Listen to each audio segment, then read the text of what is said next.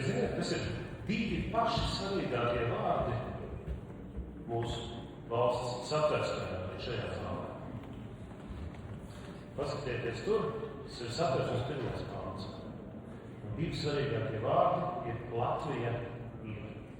Ja lasa satversmes preambulu, tad ievadu tur ir pateikts, ka ne tikai Saeimas deputātus, bet jūs visu mūsu kopumā galvenais uzdevums ir garantēt Latvijas nācijas, kultūras, valodas pastāvēšanu cauri gadsimtiem.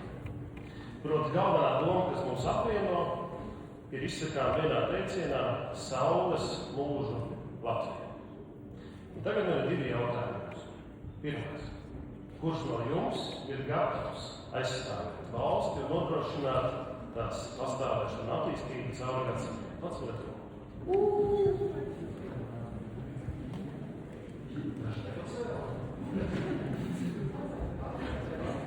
Es arī nodotu mani valsts.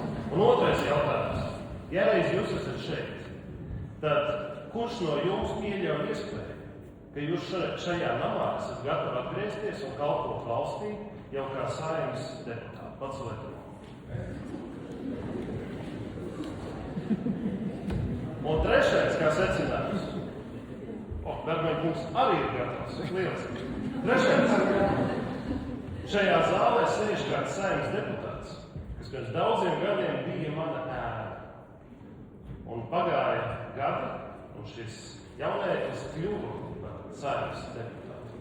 Mēs neesam vienā partijā un frakcijā, bet mēs joprojām esam draugi, un es esmu priecīgs par to, ka šis ceļš no ēnas līdz Saeimas deputātam ir ļoti, ļoti īss.